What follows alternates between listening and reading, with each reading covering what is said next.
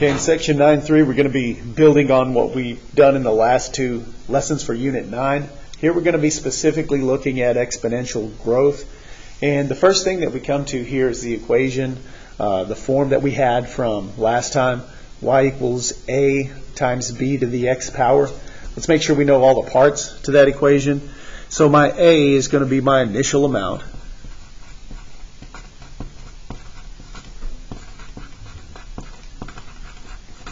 Okay, your initial amount is going to be your starting amount. All right, the b is going to be either your growth factor or decay factor. And for this section, it's going to be the growth factor.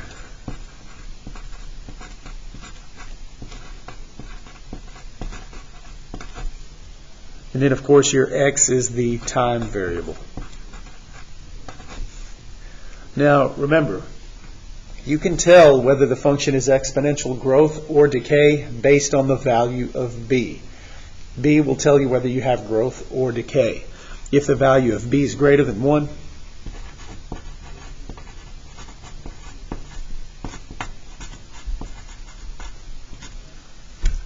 then you're going to have exponential growth.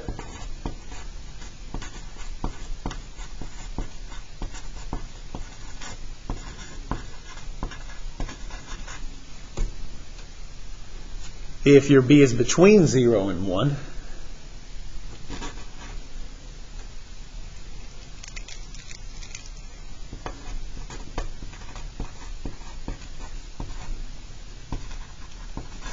if it's between 0 and 1, the graph is going to be exponential decay.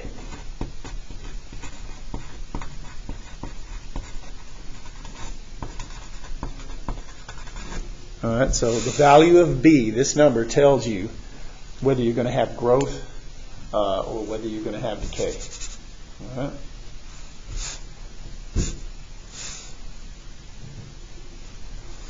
Okay, now, before we move on, let's take a look at this word asymptote.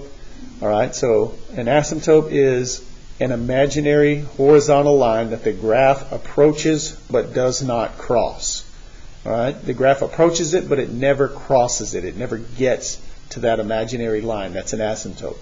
All right, asymptotes can be horizontal or vertical, but in this case, for exponential growth, we're only going to be looking at horizontal asymptotes.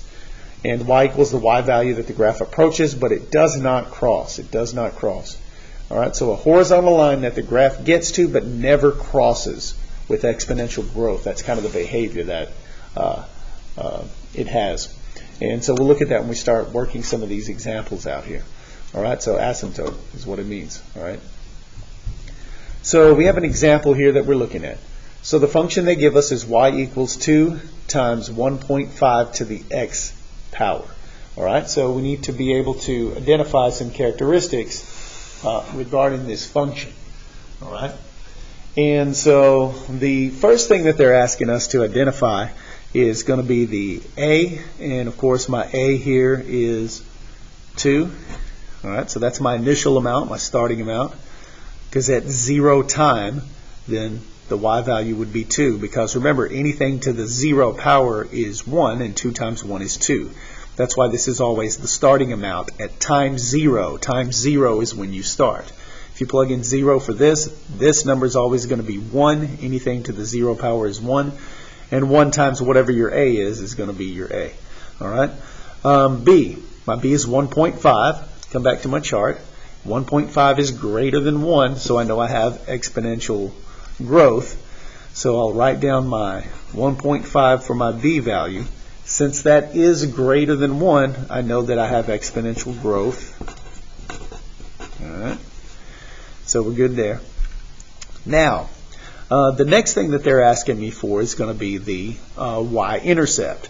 The y-intercept is going to be the place where it crosses the y-axis. All right, it looks like it's at 2 here. But remember, in math, you can't just go by it looks like, because we don't know if it's 2.01 or 1.99 or exactly 2 just by looking at it. However, we can go to the calculator and trace it if we wanted to. But there's a faster way of doing it. The initial amount, the starting amount, that is going to be your y-intercept. Because if x is 0, then y is 2. Well, at 0, 2, that's your y-intercept. When x is 0, that is your y-intercept. That's the starting amount. And so the a, the initial amount, is going to be your y-intercept for these exponential functions. So what's my y-intercept here? It's going to be 2. All right? So there you go. Let's see. What else we got? Domain.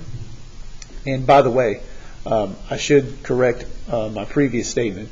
The a is going to be the y-intercept provided you don't have something added or subtracted to the end of the exponential function. So let me just clear that up. All right? Let's see. The domain. So again, we're looking for domain and range of exponential functions. Remember, domain and range is something we're going to be doing all year long, and we have been looking at it all year long. For all the types of functions that we do, we're going to be finding the domain and range. So here we are again, so we can't forget what that means. Remember, domain is always your x values. Range is always your y values. We've told you the easiest way to remember that is to understand that both of them are alphabetical. D comes before R, X comes before Y. So if I'm looking for the domain, that's going to be the X values. Remember, when you're trying to determine domain and range, you're looking for boundaries. So on the X-axis, all right, is there any lower boundary for the graph? No, it continues on forever this way, as indicated by the arrow. Is there any upper bound on the X-axis? The answer is no, because that continues to go up. So there's no lower bound for the x values. There's no upper bound for the x values. So that means my domain is all real numbers. There's no boundary, so that means everything counts. All real numbers is the domain. Okay, now range, on the other hand, is a little bit different because we're looking for the y values. We're looking for the y values on the range. All right? So with the range, I need to, again, ask myself the same questions. Is there a lower bound? All right, so let's look at the y values and see if there's a lower bound.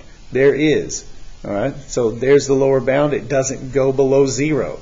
So it starts at 0 and then goes up. There's no upper bound, but there is a lower bound. The lower bound is 0. Now, what's the graph doing at 0? It's getting bigger from 0, all right? So I know that my range is going to be y. Now, here's where I'm going to have to contemplate a little bit. I got to think about this, okay? Do I need y greater than 0 or greater than or equal to 0? Does it need to be greater than or equal to? Or just strictly greater than? In other words, does this graph actually get all the way down to 0? All right? And the answer to that is no, it never actually gets to 0 because y equals 0 is going to be the asymptote. It's the imaginary horizontal line that the graph approaches, but it does not cross. All right? And as a matter of fact, it never actually gets to that line. All right? Which means that the range is never actually equal to 0. So it's going to be strictly greater than 0, never quite gets equal to 0. And if you wanted to graph that and take a look at the table and start going way negative on the table of values, you will see it gets closer and closer to 0, but it never actually gets there. Matter of fact, let me see if I can demonstrate that for you quickly on one of the calculators that I have here. Let me see if I can pull this up for us real quick. So we'll pull this up. Let's see if we can plug this in here. So it will be 2 times 1.5, and we want to raise that up to the x power. All right. So there's my graph. Okay, it matches what we see on here. And now what I want to do is I want to pull up a table of values here. And let me see if I remember how to do that. That's not it. Let's see. Here we go. So that'll give me the table of values. And if I just start putting values in here, it's like we already had -2. What about -3? All right. Let's go bigger, -10.